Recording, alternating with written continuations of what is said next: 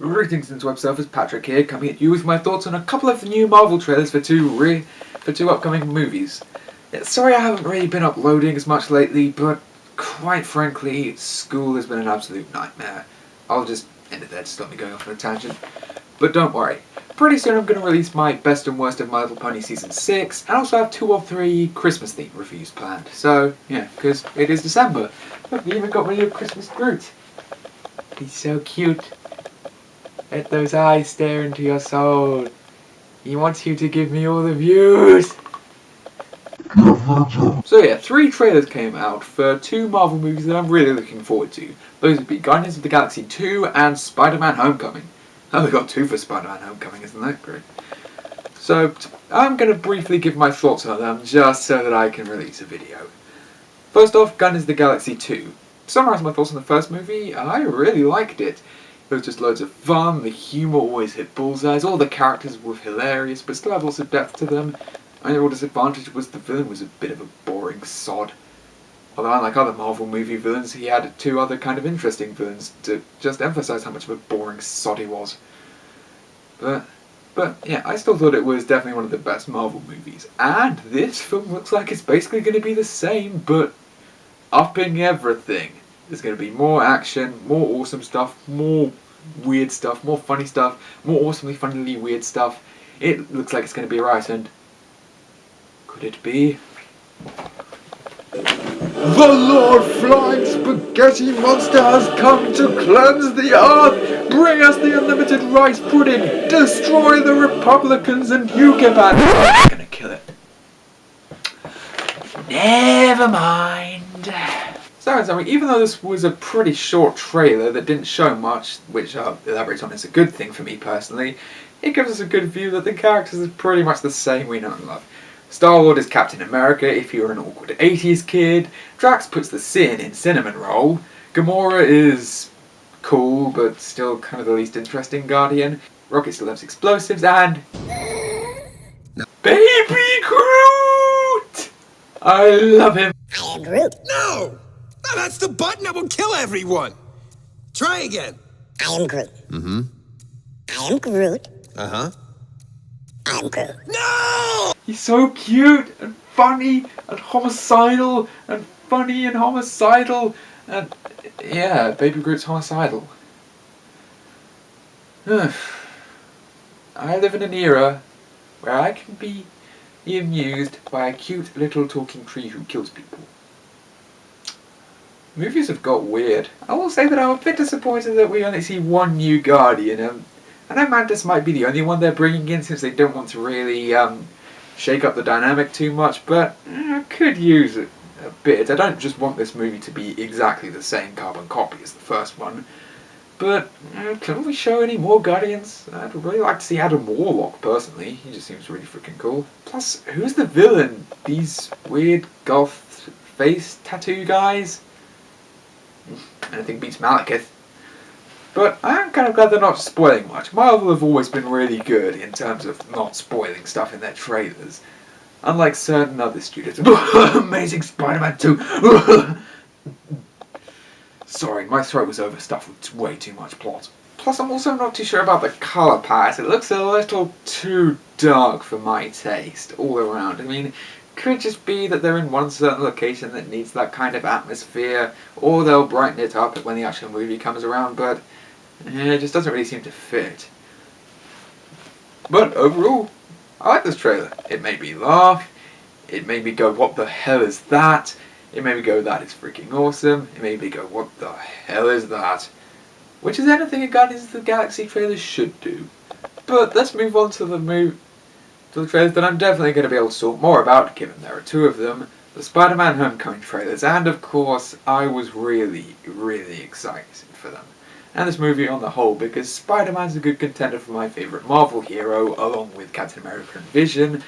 And Tom Holland was freaking amazing with what little screen time he got in Civil War. And he's finally home! Oh my god, Spidey's home! And wait, what's that logo appearing at the start?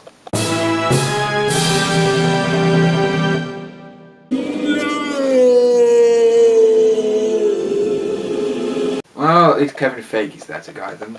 But to summarise, both these trailers look really, really promising. All looks just as awkward as Peter Parker and funny as Spider-Man as he was in Civil War. I really got a kick out of those quips he gave those guys in the Avengers masks. Wait a minute. You guys aren't the real Avengers. I can tell Hulk gives it away. And he has a friend. Aww. By the way, Ned, you're looking a lot more ganky than how I saw you in the comics. But, to be fair, I like Ganke in the Miles Morales Ultimate Spider-Man comics, although I haven't read all that many. Read more of the Peter Parker stuff. I'm kind of working my way up to the Miles Morales stuff. But it's nice to see Peter have a friend, a rock, someone he can talk to his superhero stuff, blow off some steam, someone to work off all of the weirdness, but also someone to make the drama more organic, and having someone to bring him back down to earth whenever he's too wrapped up in the superhero weirdness.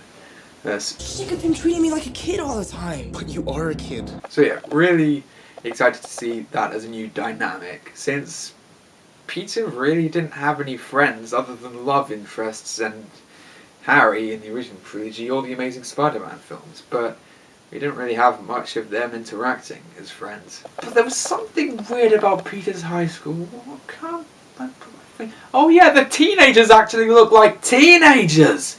I mean, I know Holland's just turned 20 this year, but he's still the youngest Spider-Man, and I like how we're actually going to analyse his high school life, since some of the best drama in my favourite Spider-Man comics came from how his superheroics affected his social life, and that was a big theme of the Spectacular Spider-Man, which is a show I completely loved. And, well, of course, since I'm currently going through my A-levels, I can really relate to that kind of conflict. Although I have still enjoyed some of the more recent comics that have Peter as an adult, I'm getting off track.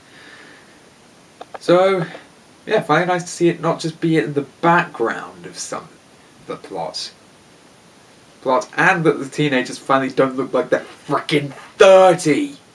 Ugh. And as for the villains for the movie, damn Vulture! When did you get so scary? You're even scarier than the version who had Robert Englund, Freddy Krueger himself, voicing you. He wasn't scary at all in Spectacular Spider-Man, but Don't mess with me, because I will kill you and everybody you love. Plus, of course, Keaton as a Birdman is absolutely perfect casting. He really does look like a relentless, imposing threat to Spider-Man's life, and, yeah, to be fair, the film probably does need a big bad. Doesn't look too complex, but, hey, he has Michael Keaton playing him. He's probably going to be pretty good. And the costume is a nice, creepy update. It might just be the gas mask. I've had kind of a problem with gas masks since. Are you my I was kind of hoping he'd be a more comedic villain, a funny one, but we still have Shocker to probably be the more bumbling sidekick. But yeah, Shocker's probably going to be pretty funny. I mean, hey, he's played by a guy who was once in an M. Night Shyamalan movie. Yeah, that security guard in Devil.